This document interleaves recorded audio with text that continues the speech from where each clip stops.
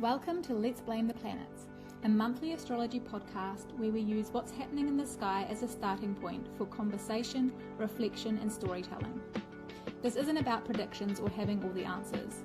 It's about exploring astrology as it shows up in real life and helping you understand astrology for what it really is. My name is Sandra and I'm a natal astrologer, and together with my co-host Fery our horary astrologer, we'll dive deep each month into a topic that feels relevant for the world, or sometimes just for us.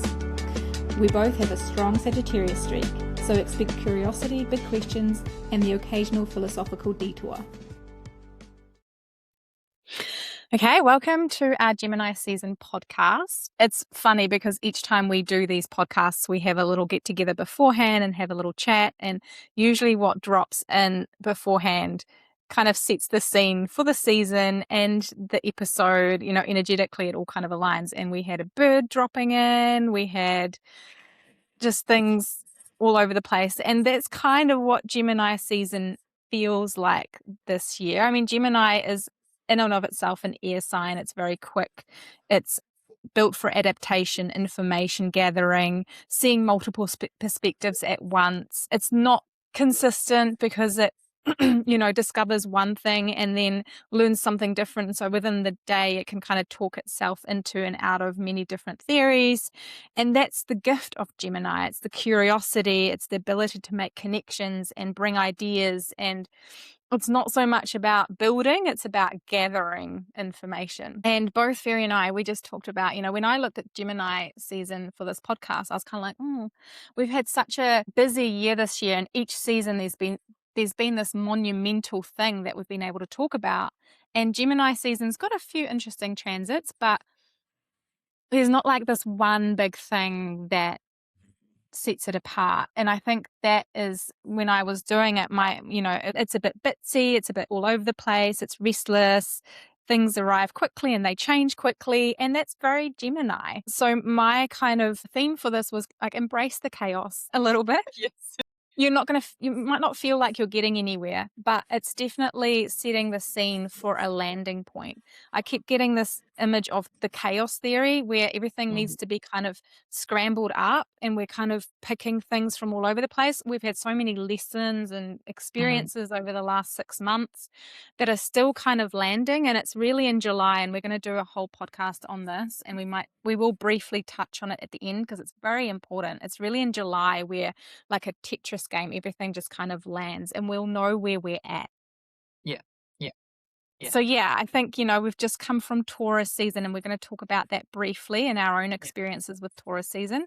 But, Taurus is supposed to feel stable and grounding, and it hasn't really felt like that because Uranus has already dipped into Gemini. And now we're moving into Gemini, already feeling a little bit rattled and a little bit like, So the irony is we're kind of leaving this stable season, which hasn't really felt stable, and arriving into a bit of a chaotic one. Yeah. And also I feel like the Gemini season for me, like you said, it's like a little bit here, a little bit there, nothing too much too biggie, but it's kind of like all over the place enough for you to keep yourself busy in a way. Yeah, I feel like now it's kind of like a time for us to actually just allowing the information coming through, because sometimes you don't need to quickly act or react to the information you're getting, and just allow more information coming through. Because I feel like there's a sense of like one information dropped and there's another one, and you cannot see the whole information first until you see the big picture. So for example, like, I don't know how to describing it. It's kind of like you just like one conversation happened, allow it happen, then leading another one. And then until all the conversation or information finished, and then you act, or you starting to do something about it. Because I think the whole June Gemini season is just feeling like, okay, there's tiny bit here, tiny little bit over there, and then you still don't know what you're getting. And then so just like, okay, let's just see what's happening in the end. And then you have a realization. And also even before this, we have a little checking in. I think a big image for me is actually, I don't know, it's talking about anchoring in the Neptune in Aries. Because I feel like because you have so many information, for example, because Neptune is the higher intuitive planet, right? And also can be deception, can be illusion, right? So I feel like it's anchoring in that like sovereignty, the truth within you, who I am, and to navigating this, for example, Gemini, for example, like really chaotic, scattered energy, like busy with everything, but not everything clear. But as long as you're clear with who you are, you're moving forward and to navigating like, okay, let's gather information, it's fine, but not influenced or swayed by the information you're getting. Do you know what I mean? So I feel Yeah. like this massive like information I've got, like anchoring yourself in the Neptune in Aries, knowing who you are and then navigating this kind of like scattered, this tiny little bit and that tiny little bit and all together. Yeah. Yeah, I actually, it's funny, when I was preparing for this, I also Yeah. write a big newsletter at the start of each season, and that was one of my themes too, was like find your anchor, Yeah. as you move through this season. And I think this is Yeah. the biggest takeaway for me this season. So Fairy just talked about anchoring into that Neptune, but also like finding an anchor that helps Mm. you to resource yourself. And Yeah. so for me, that's nature.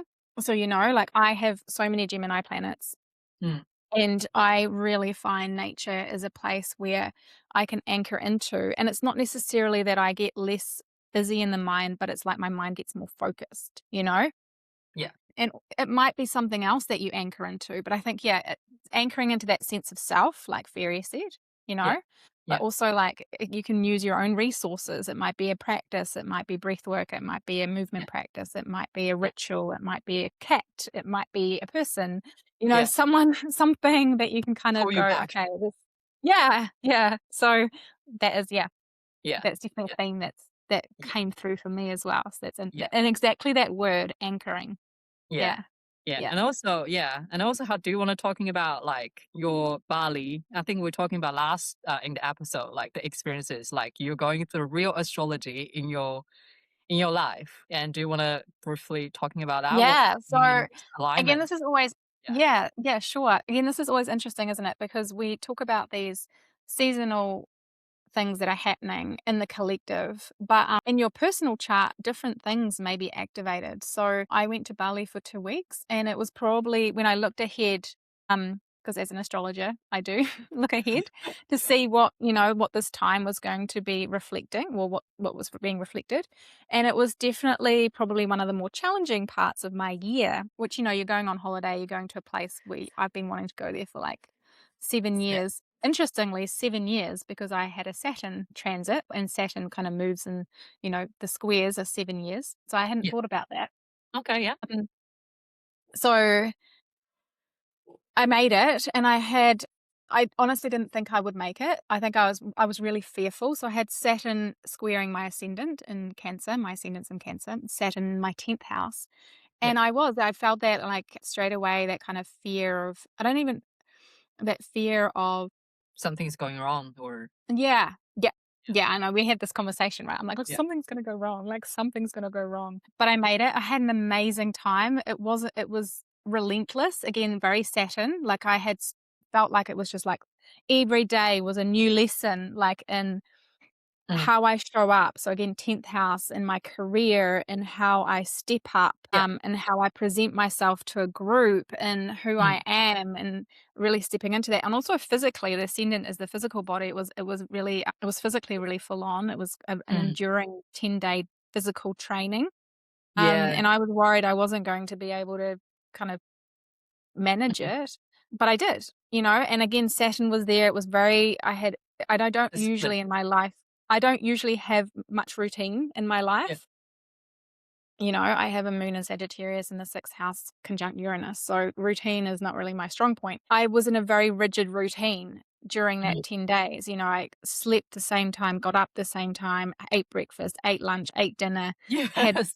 Very Saturn. everything, very Saturn, and it was perfect.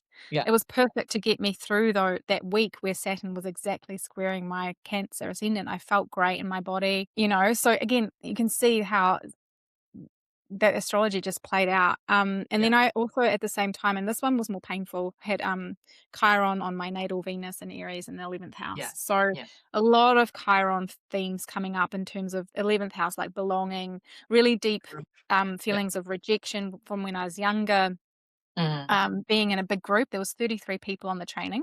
So Yeah. being in this big group of people and feeling really vulnerable, but then also I felt all of that very viscerally. Again, Cancer ascendant, I really felt it in my body.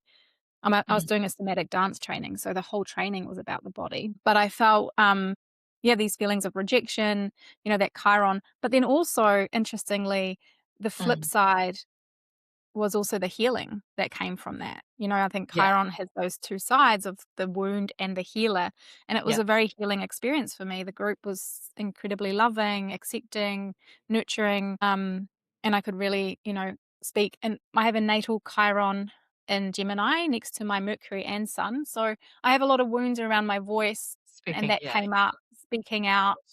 So all of that, it was just like this perfect little symphony in this Yeah. container. And again, it was very held, Saturn. It was a very held container. It was Mm. very, I didn't leave the premises. I was held in this container, the Saturnian container. And I've Yeah. always kind of feared Saturn. But I think Yeah. during this training, I really Embrace felt that. his wisdom, Yeah. Yeah. and on a physical level too. So when I was doing this dance with my bones, I had Yeah. these incredible downloads about ancestral, not ancestral in terms of lineage, but Yeah. and actually this came through another person. She spoke it and I felt it. Mm. Ancestral in terms of like our bones are made up of calcified like stardust. Like we have this wisdom in our Mm. bones from ancestral in terms of universal Yeah. knowledge. And I really felt that. I had some incredible experiences. I won't go into that now. Yeah. Okay. Yeah. But just that session, on all levels, which was Yeah. cool. So yeah, that was my Yeah. experience in Bali. And also, like, also do you find that the Saturn, because like we both have Cancer rising, right? Because Mm. actually for me, because Saturn is actually really important for Cancer rising because your descendant is Capricorn.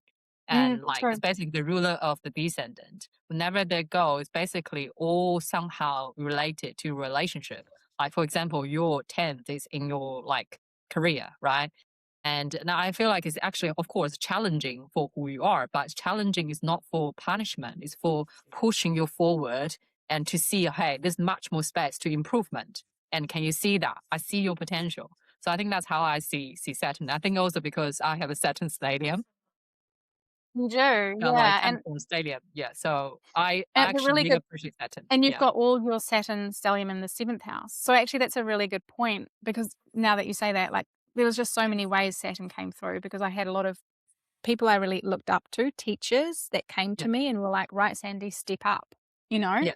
Yeah. Um, yeah. So again, Saturn can be the teacher. And I literally had 3 teachers who I looked Yeah. up to Yeah. in this space, all from different areas, but they all happened to land in that space Yeah. in those 2 weeks in Bali, and they were all like saying the same thing, you Yeah. know? So yeah, Yeah. Yeah, I yeah, think that's the thing. Like a lot of people misunderstood Saturn as like, oh, all disciplines or like restrictions, but they're just trying to make you really being better because the intention is actually like, I can see how much potential you are, not mm, in a Jupiter way of, oh my God, you're doing a great job. It's like, no, get up, it's like that. yeah, And, you but can it's do not that. like in a bad way, but a lot of people, because when you are familiar with just encouragement, you couldn't see this tough love is actually like much more love in action rather than like in verbalizing it. You know what I mean? And it's like Yeah, more felt rather than like, and also like you when you're talking about Saturn is social with our bones as well. I feel like it's literally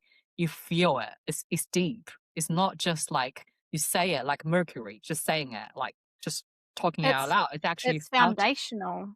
you know, Yeah, it's foundational. It's, builds structures. our Yeah. structures, and again, the bones, like, physically, it's Yeah. foundational. You're right, it's not superficial, and that's why it takes time, and why someone like me with a lot of Jupiter, Sag, And Gemini. Purian energy is like me. But no, it was a really incredible experience, and I've learnt a lot, and now Yeah. I'm just trying to integrate back, which has been in and of itself its own experience. Yeah. Yeah. But yeah. So, do you wanna talk about your experience with you said you had something with the full moon? Oh, Oh actually, one yeah. more Yeah. thing I It would was like to really interesting. Yeah. You go. sorry, one more thing I do Yeah. really wanna say, because we touched upon this in our last episode, Yeah. was another thing that came through really strongly, and I wasn't expecting this, was masculine energy. We Yeah. had 7 men on the course, which I've never really done an intimate container like this with that many men. And we talked about kind of the wounded masculine in our last and masculine doesn't necessarily mean men, but obviously, Yeah. but my experience with these 7 men was just so beautiful because they really embodied such a positive Mm, masculine energy, and most of the women there felt that and felt really safe, and again, they had this really big healing quality mm, for me. yeah.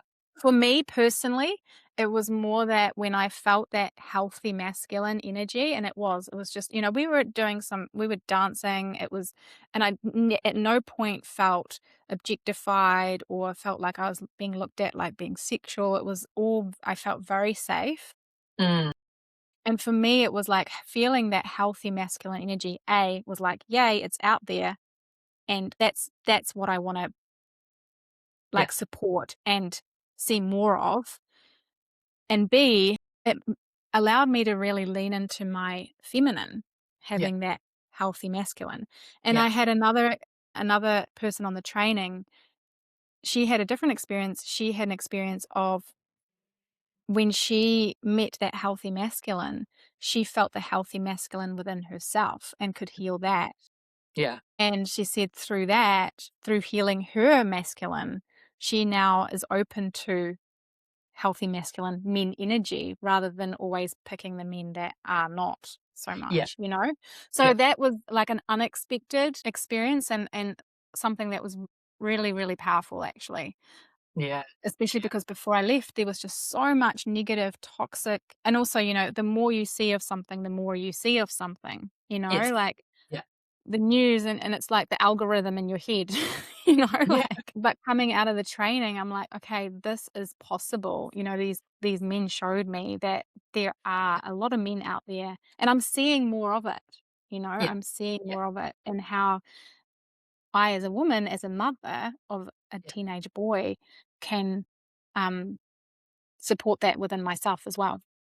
Yeah, yeah, I think that's true though, because I think I think we've last month we talked about like really massive news about like toxic masculine and it's all over the place. And I do feel like because sometimes, for example, the exposure of darkness is not for to blame. It's actually to see what is really there and how we're actually making change.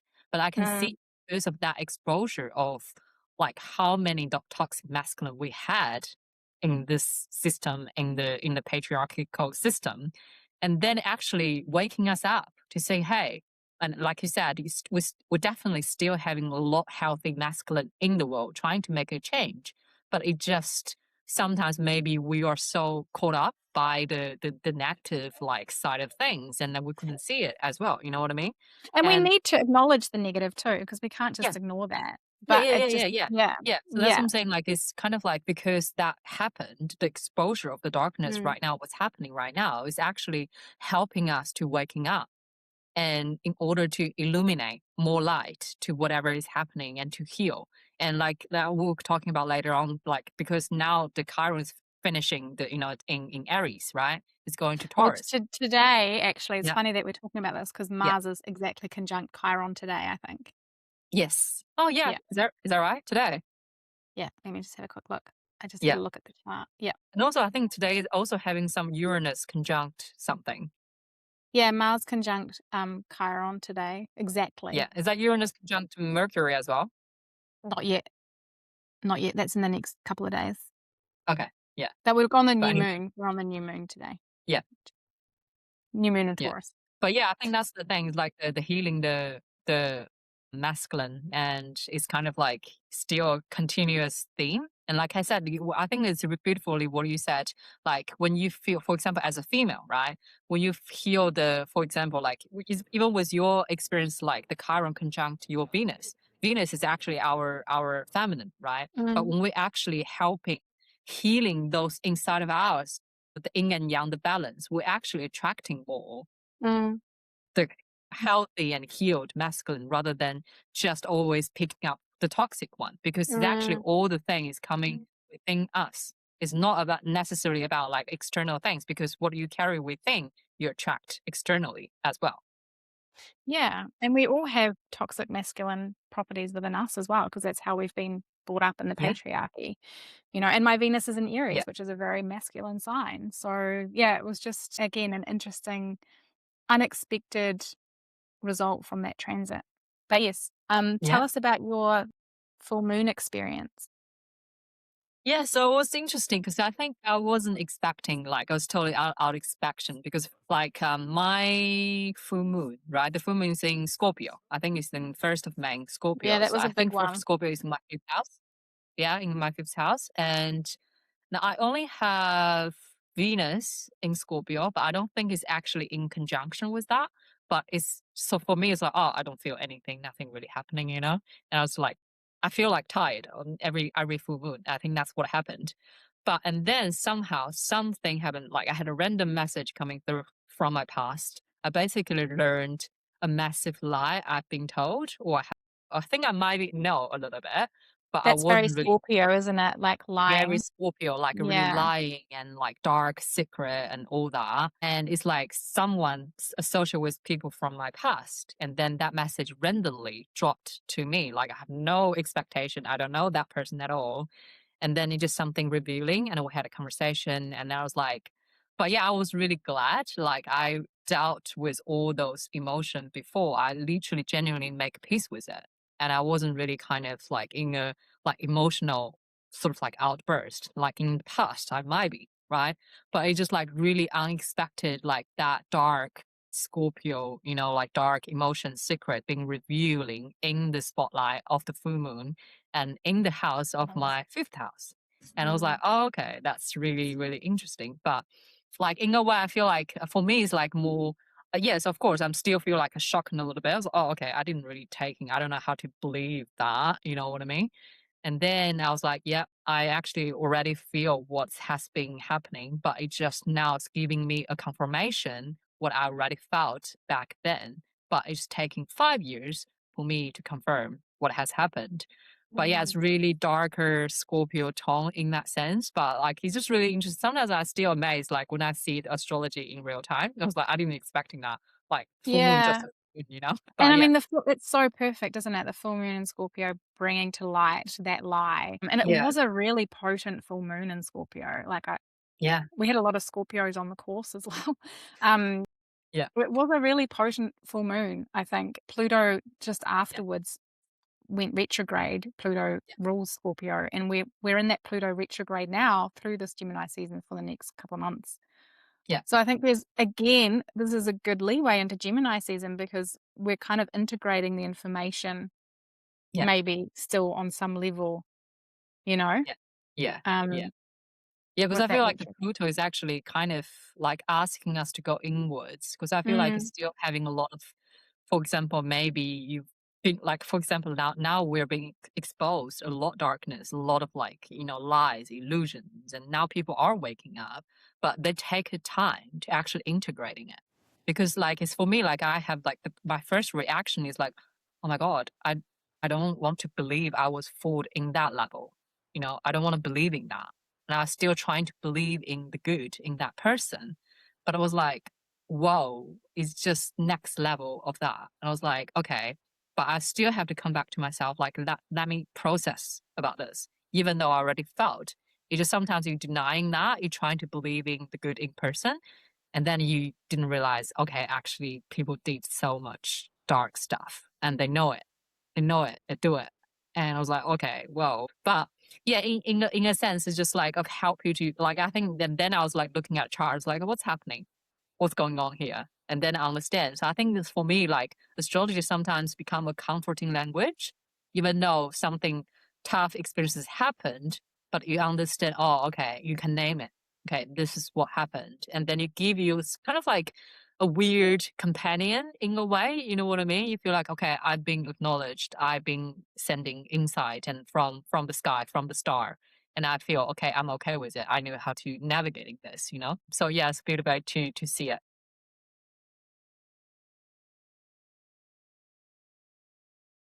I cannot hear you now.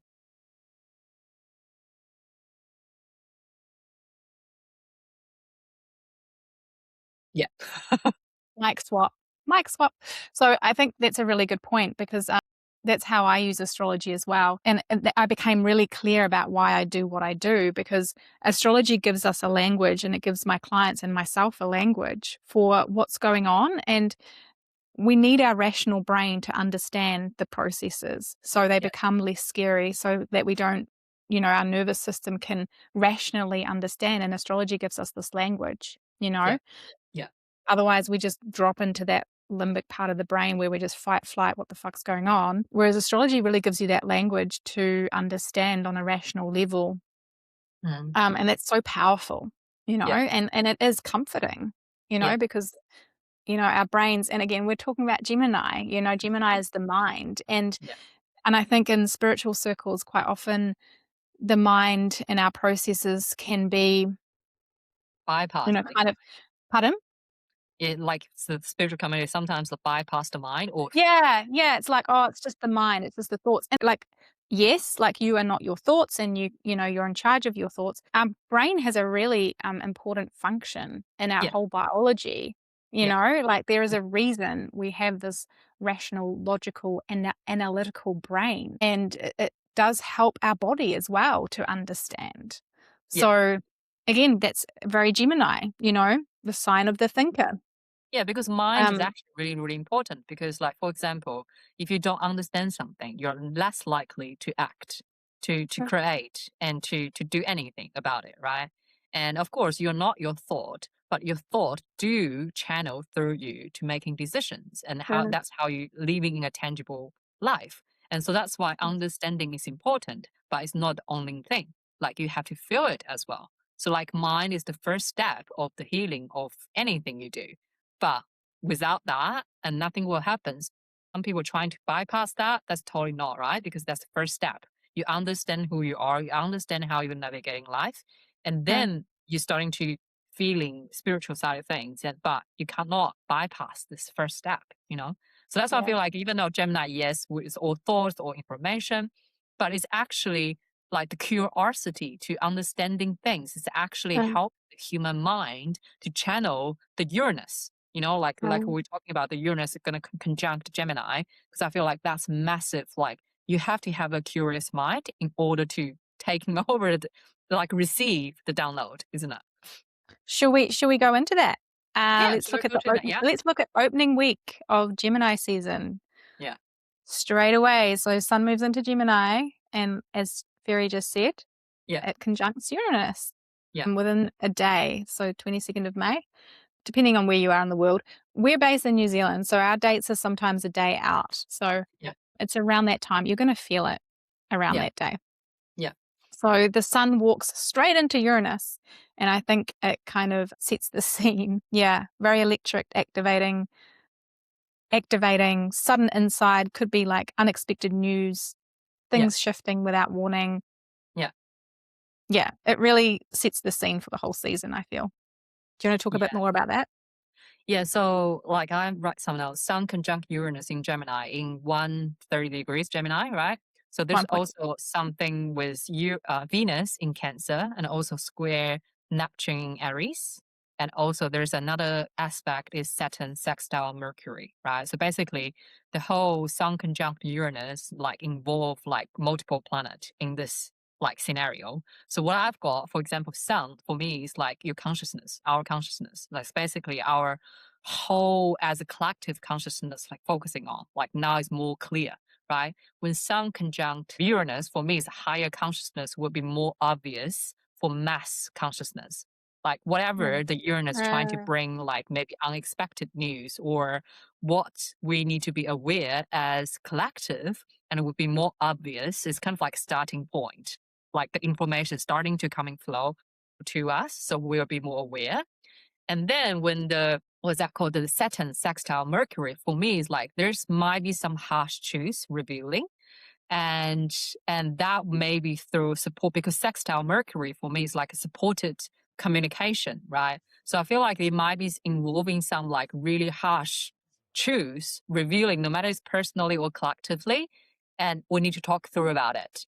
And then in a way, it's not saying, hey, it's a hard rule or something. It's basically, it's hard to accept, but let's talk about it. Let's bring it up. And then so we can actually having a resolution, or even maybe need some sacrifice be making. Because when Neptune involved, I always feel like there's might be some sacrifice need to be made in order to resolve what is being shown, right? Yeah, so and also another thing, like because when I see Venus in Cancer, right, I think that's is that square Neptune in Aries, right? Is that right? Yeah. Yeah, Venus. Venus Yeah. and Neptune square each Hmm. other. So for me, like we're talking about the wounded masculine, whatever, and we're talking like long time for the last episode. I feel like Venus in Cancer is like really in a nurturing, like feminine, compassion side of like thing. When square Neptune in Aries, I feel like it's the feminine compassion is being challenged by masculine deception and illusion. It's not saying it's a bad. I feel like it's causing like energetically like a dynamic. Like for example, when massive like wounded masculine like issues, like whatever the news being exposed. And I feel like it's like a feminine now going through a process of like I need to nurture myself and to really processing, integrating what has been hurt by all those lies and illusions, like has been spreading or like penetrating our system. So I feel like it's like a challenging aspect, but not necessarily confronting, but more trying to progress and integrating and process what's been happening. And I think that's what I've got from here. Yeah. What's your take? Yeah. Again, that integration piece, really. Yeah. Um, mm. Yeah, I think you're really right. I don't have much more to add to that, to be honest. Oh, good. I think again, for me, that what you just said, like the integration process, Yeah. there's been so much happening over the last little while. Yeah. Um, and all these themes, and I think again, Gemini season, all these themes are just going to come up, and it's like, how are they going to land? And we're not quite sure, and that's okay. Yeah. But moving through it, letting it come through. Yeah. Um, you know, Uranus, when Uranus is activated by anything, you can feel a little bit buzzy. You can feel your nervous system can be a little bit all over the place. Yeah. You can't quite settle. Yeah. It's like, you're there's the overthinking part of it as well. There's that. So Mm. again, my tools will be finding an anchor and just and embracing that in some ways, not fighting against it. I think that the worst thing you can do with Uranus is fighting change Yeah, because yeah. I it's think going it's to just let happen. the information coming through. And also, I Yeah. feel like because the 22nd of the May and like in New Zealand, probably 23rd, I feel like it's like definitely some conversation need to be happen, and in order to Mm, really like allowing to accepting harsh truths, basically, because yeah. sometimes it is hard to swallow. But when you like pushing it away or not trying to deal with it, you're always coming back. But in this time, it's Mm, actually quite supported in a way because I feel like it is harsh in some situation, but once you're acknowledging it, and then that's moving through, and also helping with the integration of the Venus in Cancer and also the Neptune in Aries, that kind of yeah. like okay, the light, the compassion, how can I actually moving beyond the lies, the illusion, what has been causing all of this, Yeah. Uh, No, it's a really great point because that Mercury, that is the saving grace because it is forming this nice sextile with yeah, Saturn. So you're right. Those hard conversations, there's a real opportunity there to have those. yeah, Yeah, perfect. Okay. The next day we right. kind of had highlighted, I'll fast forward. Because yeah, there's so many bitsy things happening. But I had the 26th of 26, right? May. Yeah, there's a lot happening here. Um, so we've got these are probably the more, would you say the harder aspects of the month? Yeah, I feel We've like, got we've yeah, got yeah, Taurus, Mars and Taurus square Pluto and Aquarius. The yep, Sun is squaring the nodes, and the Sun is trine Pluto. yep, Um, so yeah, there's a lot of significant aspects landing almost simultaneously that day, and it's kind of creating a pressure point, I think. yep, Um, you know, I think anyone with yeah, we can talk about that later, whether you feel this personally or not. But mm, definitely in the world, I think, will feel this. I mean, that Mars square Pluto or the Mars-Pluto relationship has been quite in focus in the world. Whenever it's come to a square or a conjunction, there's been things happening in the world around Yeah. conflicts. I think it's probably one of the biggest transits in the month, not necessarily like a long transit, but I think with the nodes there as well, there's a fated quality to it that Mm. some things might happen on this day that might not seem like they have long-lasting consequences, but with the nodes there, I think they will. Yeah, So and also decisions Pluto are as well. just yeah, and decisions around that time might carry a little bit of extra weight than they Yeah. appear to. Yeah. Like it's like what chapter is because I'm just looking, is the Mars Yeah, because I think I was thinking, looking at this. Can you see this? The kite here? That's actually calling my attention. The sun sextile like Neptune and Neptune look at the sextile Pluto, sun. Yeah, and then we go sextile. to, yeah. So that's why I I feel mean, like we're yeah, that kite we're working with, and that's something that we're gonna talk about at the end.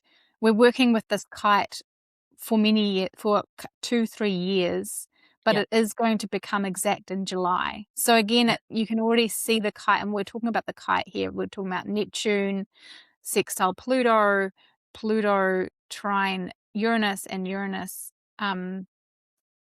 sextile Neptune, and then we've got the moon making the kite with an opposition.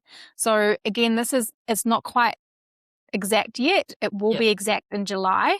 So mm, that's also why I keep coming back to there's all these pieces, but they're not quite in place yet. And I think in July, when that kite is exact, mm. um, we will see kind of where the pieces are landing. Yeah, because I just feel like this is kind of like a snapshot, right? Like a A quick snapshot preview. of what's been happening, and also because Moon is in kind of like the end of the kite point, right? I feel like it's kind of like because Moon moving really fast, so for me it's like a really quick like Mm, snapshot, see what's gonna be happening in yeah. July. So I feel like it's even for collectively and also personally. So this day is a day to watch out what's happening in your personal life and also what's happening in the collective like global level. And for me, like the reason why I really caught my attention, of course, like whenever you're looking at Mars and Pluto, this is a big bad boy in astrology. Yeah. uh, and when they square is also like really hard aspect and for two planets to form, so they have like friction between each other, so which means they are in a fight but not like very confrontational, but like they are in a like not happy, not liking each other in a way, right? And for me, Mars in Taurus, for me is like picturing me like because Mars is the lord of the war, is lord of the aggression, conflict, and in Earth sign in Taurus, basically like showing me like bombing the Earth in a way, and like square in Pluto. Pluto now is in Aquarius. Basically, I feel like it will like receiving a lot resistance from the people, right? So I feel Mm, like it's even though like what happened in the world, I feel like this day it's kind of like some sort form of acceleration in a way, the violence or the bombing, whatever, but you will receive a lot of resistance. But the good thing is, I've seen here, because Pluto having a lot of support, the power mm, to people, yeah. it has the support from Neptune, because sextile Neptune in Aries. Basically, for me, like I said, like I talked before, like I feel like a spiritual warrior, right? So the spirit to fight back is actually supporting Pluto for this resistance from Mars, right? And Mhm. then the sun is also trine Pluto as well. And like I said before that is the Uranus conjunct sun. So that's what I'm saying, like higher consciousness will channeling more. And then now it's helping this help with the resistance from the people to what is the violence, what is the conflict happening to Earth right now. So like for me, I feel like yes, Mars may be really aggressive, maybe really kind of like trying to bombing, like causing all the conflict on Earth. But the Pluto, the power to people, having all the support in these days to show the resistance to actually saying, hey, this is not okay. And Yeah, we want the people, you know? yeah. Yeah, so which is a really good thing. And also like the kite is pointing to the moon. So moon is our emotion as well. And also moving like Libra And for me, it's the justice. It's like now mass consciousness is really leaning onto the justice, because that's the point for us to really give power back to people. The Yeah. justice point of that. Yeah. And I feel that, like, I think people are just like on so many levels, like, I've just had enough, Yeah. like, and it's just getting more and more like ridiculous out Yeah. there. It's just like what? And it's just like had enough. So I think externally this can definitely manifest as that.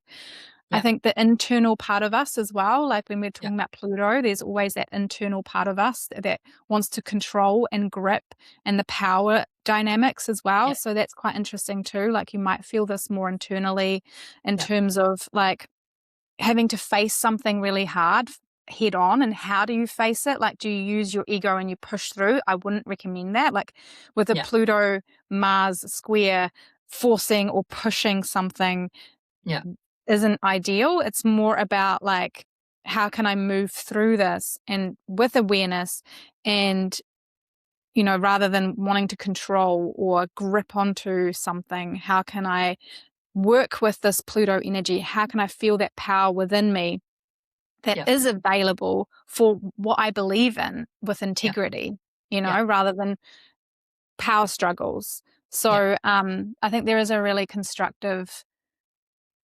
current beneath the intensity as well, if we channel it in that way.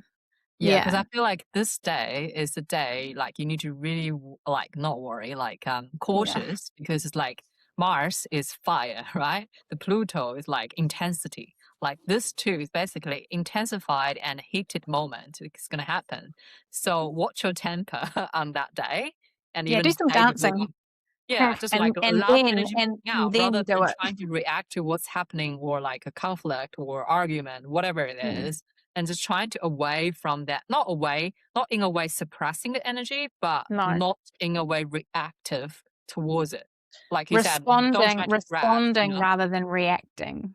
Yeah. So just watch your temper in that day, because I feel like collectively you'll feel a lot of things happening on that day, and also personally might something happen. So just like watch your fire, basically. It feels like this, fire. doesn't it? It's like, Yes. You need to see the video for that little demonstration. So this whole kind of day, this cluster leads into the full moon 5 days later. And I think there's this real build for this full moon. When I looked at the full moon, have you got anything else to say about this day? Or should we move on? No, I think that's it. We're good. Okay. This whole, I think it's all part of it, this momentum leading into a full moon, the days before a full moon. So we've got a full moon on the 31st of May at 9:56 Sagittarius. So it's like it's building, and you're going to feel it, and it's going to be like, and Sagittarius is big and it's loud, and it always kind of illuminates the gap between where we are and where we thought we were, and our bigger picture and truth and our vision.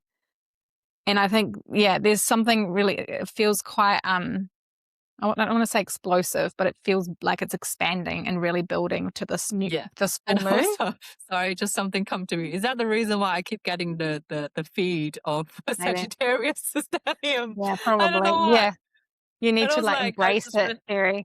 Just randomly, I was just getting all the Sagittarius stellium like feed in my Instagram. I was like, I didn't search anything. I didn't do anything about it. I was like, do I need to talking about it?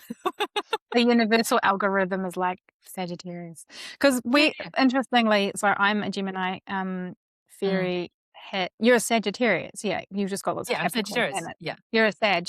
So we're opposite signs. And also we have opposite actually, let's talk about that. Yeah, because this full moon. So a full moon is always when the sun and the moon are in opposite signs. And in a full moon in Sagittarius, the moon is in Sagittarius, which is actually my natal moon placement. I have a moon in Sagittarius. But the sun is in Gemini, which is also so I'm actually born on a full moon in Sagittarius. Yeah. But I have more planets in Gemini. So we can talk about that let's talk about, because the full moon itself, It's dynamic. It always is going to be with a Sag Gemini full moon because they're both mutable signs. So, Yeah. you know, they're very dynamic, they're flexible, there's lots happening. Jupiter rules this full moon. So I'm just going to quickly talk about the things that are going on in this full moon, but I didn't have anything meaty to talk about here. Jupiter rules this full moon. And it's sitting in Cancer, and it's very widely squaring Saturn. So I feel like overall this full moon's kind of asking about, have you done the work? And if you have, this is kind of going to show you whether you've been realistic or not, or whether it's going to come to fruition, or whether it's just a pipe dream. That's kind of what you know, where have you been genuine in your efforts, Saturn, or where have you been just in illusion and wishful thinking? You know, it's about dreaming big, but dreaming wisely. It's a really honest and direct. Sagittarius is very honest and direct. We can talk about that. You know, so it's not like punishing you.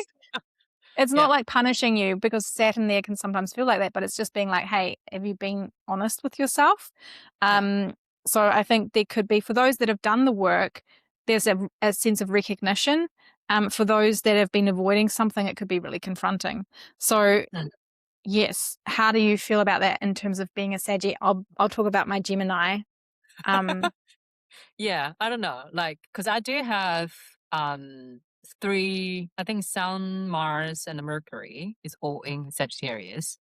So I'm very Saggy because Sun is basically your identity, right? And then your Mercury is your thinking, your speaking is in Sagittarius. And so how I think like Sagittarius, talk like Sagittarius, basically. And So then tell I me have about Mars. what does that mean? How do you think like a So I'll talk tell about me. that. I'll just finish my sentence. And then Okay. the Mars in Sagittarius as well, like the drive and the action, the energy level is like Sagittarius. For me, like Sagittarius will really target focus, because I feel like Gemini and Sagittarius are really similar in a way. They all like diversity, they like change, they're curious about things. But I think a difference, like Sagittarius energy is like more focused. Like, for example, if I do have a lot hobby or things I'm interested in, right? I like to learn different things, but I won't do at the same time. Oh, okay, I will do this one first, and I finish. I go to depth of the truth, and then I move on to the next one. And also I have really strong energy of, for example, if I want to do one thing, I focus on that one. Like it won't, like I want to just go off to other things. I will just really focus on that one until I finish, until I feel like I really fully understood, and then I will move on. Right. And I think that's kind of like a little bit different. I still like different things. I cannot keep going on one thing all the time, but I have to understand that first, and then I move on. So I feel like in a way, Sagittarius is like the truth seeker, right? So you want knowledge, but you want to go deeper of like what is really being understood in a spiritual level as well. Because I feel like Sagittarius are really looking for wisdom, always want learning. Because I think both Gemini and Sagittarius always want want more knowledge. But I feel for me, it's like my Sagittarius, like I want to go deeper. Like even though, for example, no matter what I'm embarking on, I always want to go deeper, even though maybe not now, like depends on my capacity, but I always want to go, okay, what's more? What is like more I can do with about this? And how can I improve myself? How can I know the real truth about all, not just what people's teaching, but also experiencing as well? Yeah, so I think that's the Sagittarius stadium. But also another thing I want to mention about, like we're talking about the Mercury Cazimi as well before in the combustion. I have like natal Mercury combustion. So I feel like combustion, which means like the Mercury is like 2 or 3 degrees, really close to sun, but not in Cazimi within 1 degree. And so for me, like the other, like I was actually having like a download with that about like combustion, Mercury combustion. It's actually you're confused. Like I can see my speaking. Sometimes I knew I've got something because I'm really close to the sun, the core of the truth, what is happening. But somehow, because it's really close to the sun, it's basically blinded by the sun and in a way damaged. So I can see myself, even though sometimes when I'm looking at back my episode, like talking in front of the camera, I can see I'm repeating myself, even though I knew there's like point coming through me. But I was like, okay, from A to B, I need to go all the way and talking through and get there. And that's a combust Mercury looks like and feels like. Yeah. It's basically, you feel like you know something, but you couldn't really articulating. And it also sometimes really frustrate me as well, because I feel like there's so many things coming to me, but I just couldn't get it out. And I just feel like I stuck there. And yeah. And also like the bluntness we're talking about as well, Sagittarius, really blunt and straightforward, and sometimes can be too blunt. And that can be like an arrow, just straight away hitting in people's heart. But yeah, I think that's just what I, Yeah. as a Yeah, awesome. Sagittarius, I think I love stadium. that. Yeah. Yeah. And Sagittarius is all about the bigger picture too, right? So Yeah. I wonder whether that focus for you also comes through from your Capricorn stellium a little bit as well. But definitely I can see that Sagittarius. I've never thought about that, like Yeah. Sagittarius being about the more focus than Gemini. That's definitely true. Yeah. Because no, I will be like, oh, that's interesting. And then I'll like go into that. And then I'll be like, oh, but that's interesting. And I'll go into Yeah. that. So I've got pretty much like Fery, I've got my Yeah. Sun, Mars, and Mercury in Gemini, and I've got Chiron there as well. So we Yeah. literally have The opposite. Sun, Yeah. Mars, and Mercury in the opposite signs. Mine are all in the 12th house, which adds another layer to it, but I won't go Yeah. into that. Yeah. But definitely can relate to the Yeah. opposite of what you were saying, because Yeah. I'm like, yeah, like I'm all about truth as well, and I have to be careful because I do have the moon in Sag as well, so I do Yeah. have a bit of Sagittarius, but that's more in my body. Like I need that freedom. Yeah. But I definitely like I'm all about information. I'm all about truth, but I look for it in many different ways, and my gift is to pick it from all over the place and then bring it together. Yeah. You know, like Also, you're really good at information. yeah, like I would just be like, oh yeah, that there and there and there and there. This is why AI has been so transformational for me, because I, Yeah, like that's you, why I have get it. overwhelmed by it. I don't see it helps me because I Yeah. have a Mercury Sun cazimi as well, combustion, just like Fery does Yeah. in Sagittarius, mine's in Gemini. Yeah.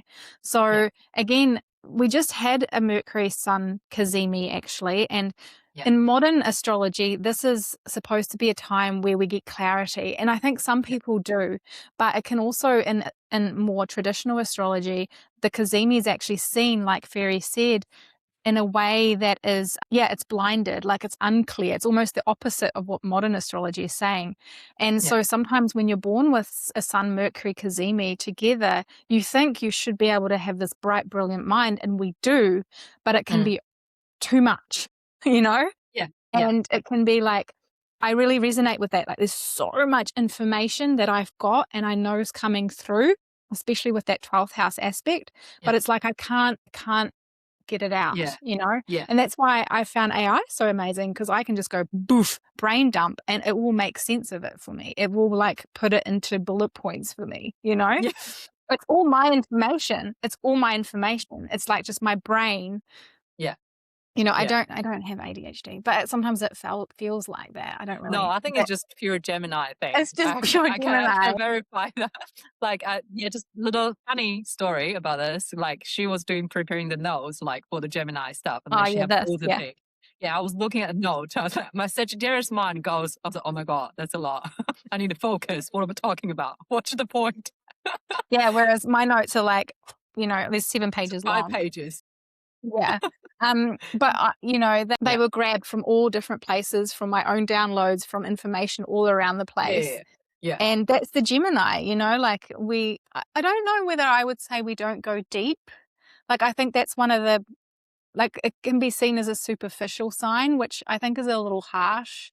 Yeah. We definitely lose interest in things, but it's also, I think it's The not same as well. it's not because we're not deep. It's just more because we've got what we needed and we know when to move on. And we also know that things are in constant flux. So like the truth in the morning is not the same as the truth in the evening, you know? Yeah. And it's like I think I had this thing Jesus wrote in sand. Yeah. You know, it's a saying. I don't know whether he actually did or not. But that's kind of like Gemini. Like we write in the sand because we know that the wave will come and then the next day a new truth will come. You know, it's not that we're not, you know, in that way. So Gemini, I definitely feel that the more I've embraced my Gemini-ness, the more you know, because I have my Chiron there as well. I have a lot of wounds around that about being flaky or superficial or scattered. But the more I embrace that part of me, and again, this is one of the gifts of astrology, the more I'm able to share those gifts with other people. The more Yeah. my life kind of, I'm working with my nature, not against it. Yeah.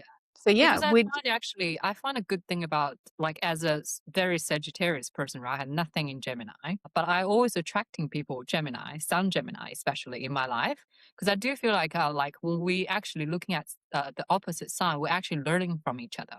Because I feel like from a Sagittarius person that I understand, for example, I can see, yeah, superficial can be a good thing, a bad thing, because sometimes you just need a small talk. Sometimes you just need to grab all the things and to because I think there's a diversity about Gemini is because they knew like a bit all everything, right? So you can talk with this person with this information. You can talk to that person with that information. In a way, it's very social. And you've in a way you be accepted or networking in a really good way. Like for me, Sagittarius, like, yeah, we go adventure travel. But if you're talking about like for something if I'm totally not interested, and I have nothing to talk with you because that's just totally out of my interest. I only focus on the things that I am interested.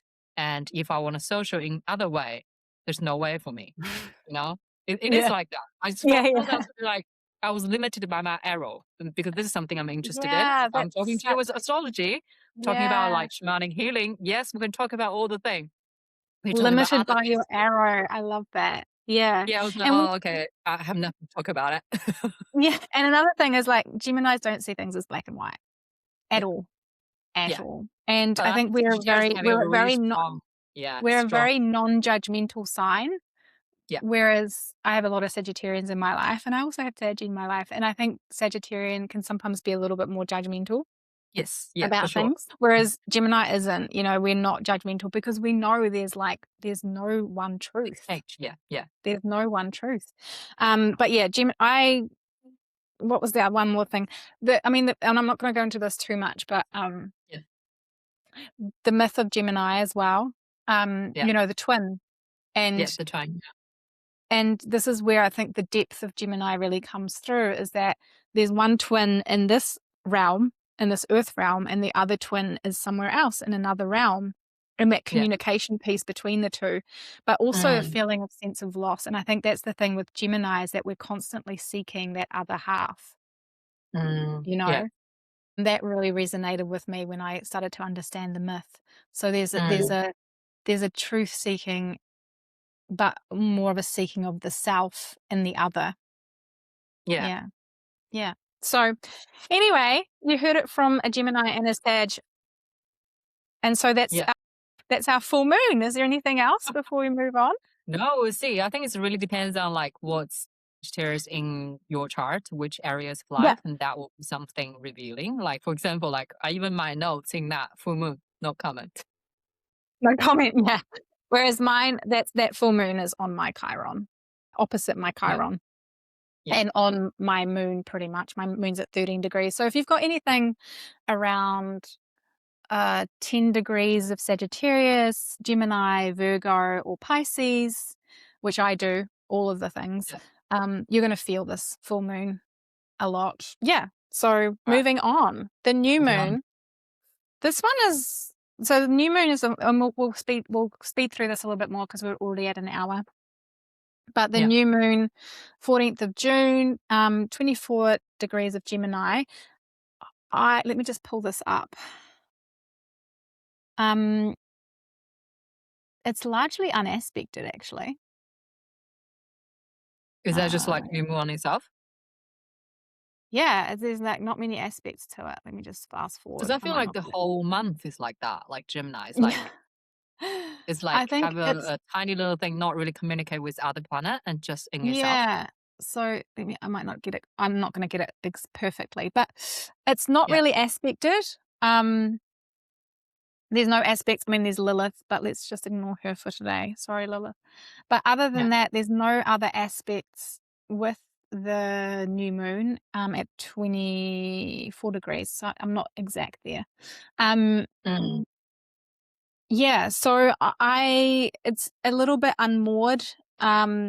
Mercury is the ruler of the moon, and it's making a sesqui quadrate with Uranus, which is kind of like a little bit like a square, but less. We won't go into. But and it's making it's widely conjunct Jupiter.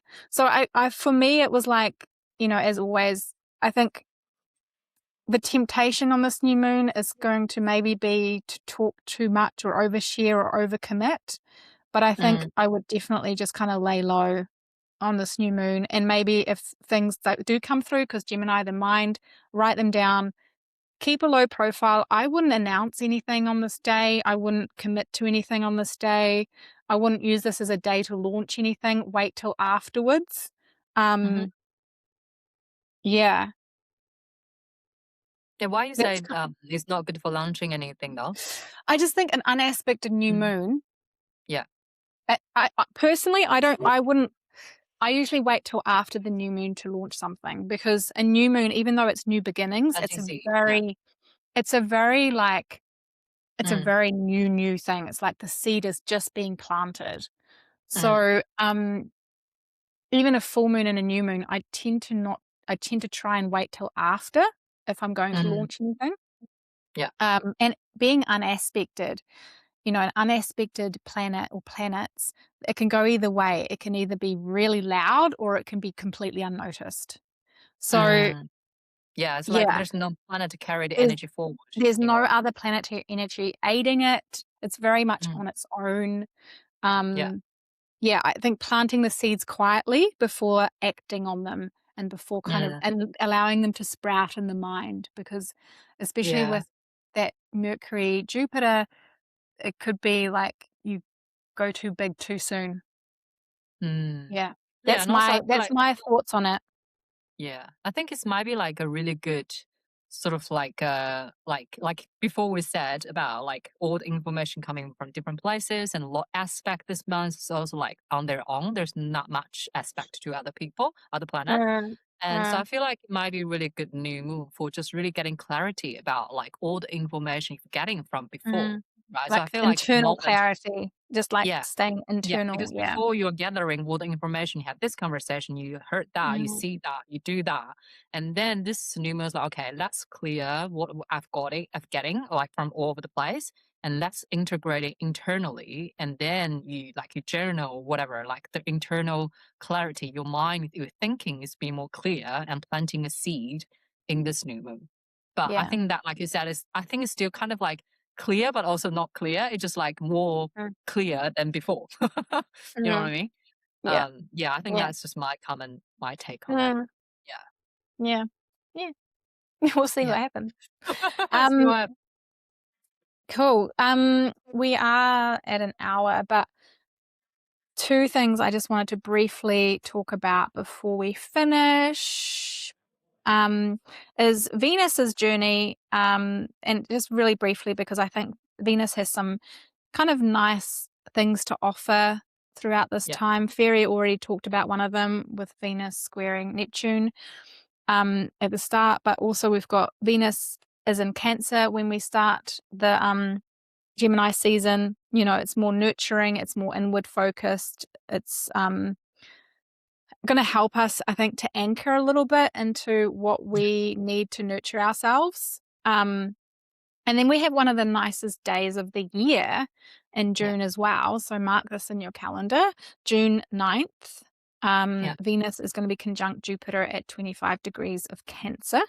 So it's, a day to really receive, to luxuriate, to connect with people you love, to not overthink, to lean into that anchor, and just enjoy it. And then Venus enters into Leo on June the 13th, and this is a noticeable shift. So you're going from more inward nurturing to outward expression. It's going to be making trines with Neptune and Saturn as it goes. So it's a good time for discipline with your creative work. Neptune, is going to give you that creative spark and that and the dreaming side of this inspired creative energy that you're putting out there. So I think that's a really nice kind of transit. It Yeah. does oppose Pluto on June 18th, which has a bit of an edge to it. Again, there can be power plays there. Yeah. And again, that kind of lesson of are you using your powers for good or evil? No. Are you Yeah. using your, how are you shining your truth out there? Is it for performing? Is it for approval? Or is it because you're really anchored in your Yeah. integrity? Yeah. So I think that Venus 3 is quite nice through the month as well. I Yeah. don't know whether you've got anything to say around that. Yeah. Have you talked about, I just lost a little bit. Have you talked about the Venus conjunct Jupiter in Cancer? Sure, I'll just go to it. Hang on. Yeah. Because I think that's kind of like, I'm not sure, a lot of people are saying this might be the luckiest year in astrology or something like, because it's two Here we go. benefic and conjunct together. So I feel like In that's, Cancer. yeah. Yeah. So I feel So like it's that on might be something June like, June yeah, 10th or 9th, depending where you are 9th, in the yeah, world. Yeah. yeah. So it's also same thing, like it's not actually really expecting anything that much, isn't it? A little bit Chiron, square Chiron, is that? Yeah, square Chiron. So again, Yeah, that what you talked about, that Venus theme of like yeah, the feminine, compassion. healing the masculine energy, Yeah, because Chiron's in Aries and Venus is in Cancer, very, very feminine sign. Venus yeah, loves being in Cancer and it's a very feminine energy, that nurturing energy. yeah, So we could see something around that. It is a square, so we might see something again around, and we have to remember that Venus is also a warrior. She she's also a warrior goddess. So yeah. there can be, could be fighting for And also because the home and Venus is safety and our own another protection. physical safety. Yeah. Yeah. Yeah. Yeah, I think that's just like one thing I want to mention because I feel like Jupiter and Venus, they're all benefic planet and Yeah. they pretty much conjunct every year. So it's like this is a day, for example, something good, even though we like expecting square in Chiron, because I feel like it's good for healing for sure. And but Mm, also depends on where this conjunction is happening in your house. For example, for both of us will be in our first house. So for me, I feel like it's definitely a lot healing ourselves. And also maybe some sort of like expansion or like more confident and within how we like presenting ourselves in a way. I do feel like for Jupiter in our, for example, in our first house, I definitely feel like I gained a lot of confidence during Jupiter in our mm, first house for sure. Like expanded me a lot. But with the yeah.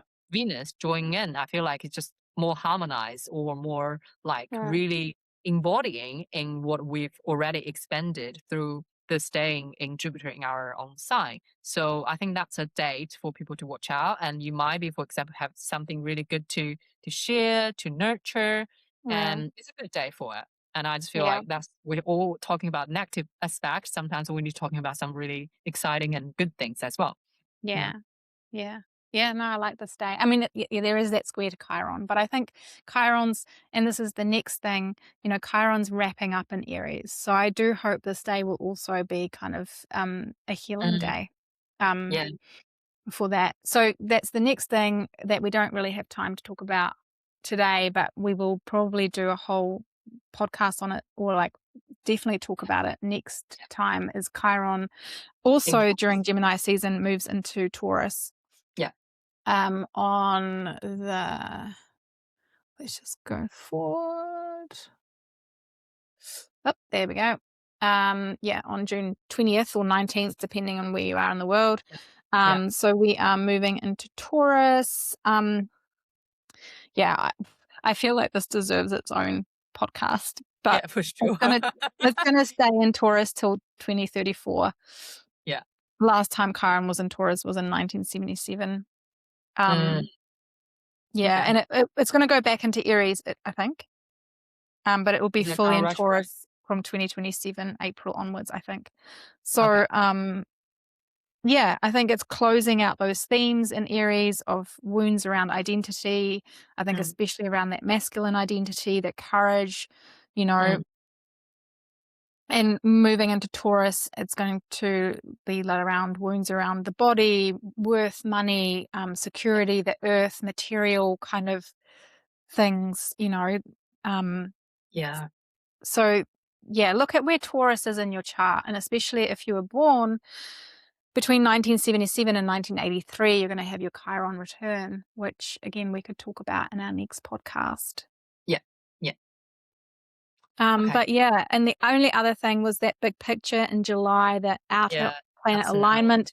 I don't think we have time for that today, but No. basically there is this kind of, I feel like this reorganizing that's going to make a lot more sense in July. We'll definitely talk about that next time. And Yeah. I do also I go into it in my newsletter that's coming out this month. So Yeah. feel free to sign up for that. I'll put a Yeah. link And also, in like, the speaking of description. that, I think we do need to remember, like, trying to make a note about what's happening in 26th of May, because I think that's like a Yes. snapshot for Yeah. July. Yeah. And no matter it's collectively or personally, it doesn't necessarily have like a big thing happen in your life. It's just noticing what's happening in the world. And then that actually giving you a bigger picture what we are preparing for big shift in July. Yeah. It's not saying like to make fearful about it. It's like Right. you're more prepared. You Yeah. know what you're dealing with. And that's where like you're making notes, like actually astrology always trying to teach, like telling us that something's heads up, like what's happening, and when you're noticing it, you're more prepared to what's coming. You might not change in the experiences, but how you're dealing with it, how you're reacting, responding to it will be totally different. The experiences will be different. You know what I mean? Yeah. Yeah. Perfect. All All right. right. Thank you so much. And Thank we'll, you. We'll see you next time. sounds good. Yeah. Thanks so much for joining us on Let's Blame the Planets. We'll be back next month with another deep dive into the sky and how it's showing up in our lives. If you want to keep up with what else we're offering, from astrology insights to workshops and more, check out our social handles in the description below. And don't forget to follow so you don't miss the next episode.